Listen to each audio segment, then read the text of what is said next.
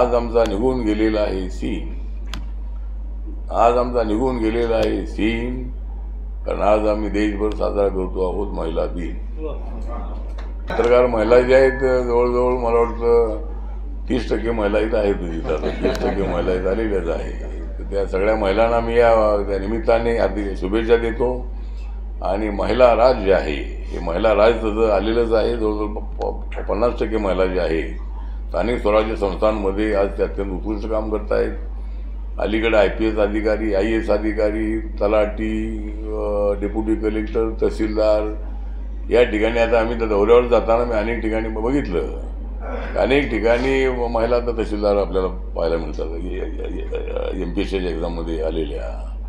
तर आणि अलीकडे आता आर्मीमध्ये सुद्धा महिलांना संधी मिळालेली आहे. त्यामुळं नरेंद्र मोदींचं जे सरकार आहे, नरेंद्र मोदी जगातले सर्वात लोकप्रिय असणारे नेते होते. पण आता एकदा सर्वे आलेला आहे, त्यामध्ये 80% लोकांनी नरेंद्र मोदी हे अत्यंत उत्कृष्ट नेते असल्याची पोचपावती दिलेली आहे. त्यामुळे नरेंद्र मोदींना हलवणं हे राहुल गांधींचं काम नाही.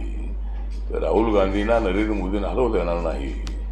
आणि जोपर्यंत नरेंद्र मोदी आणि मी एकत्र आहे तोपर्यंत आम्हाला हलवणं अत्यंत अवघड आहे. त्यामुळं आणि 29मध्ये नरेंद्र मोदी नक्की पंतप्रधान होतील.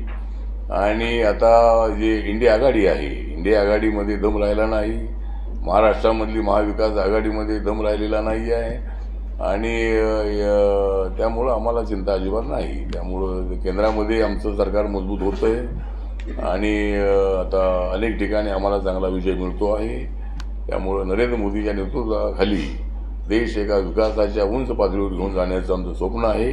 आणि ते स्वप्न साकार करण्यासाठी आम्हाला देशातल्या लोकांचं पाठबळ हवं आहे आणि ते मिळत आहे. त्याबद्दल मी त्यांचा आभार व्यक्त करतो. आणि सगळ्या बहिणींचं मी या ठिकाणी या महिला दिनाच्या निमित्ताने मी अभिनंदन करतो.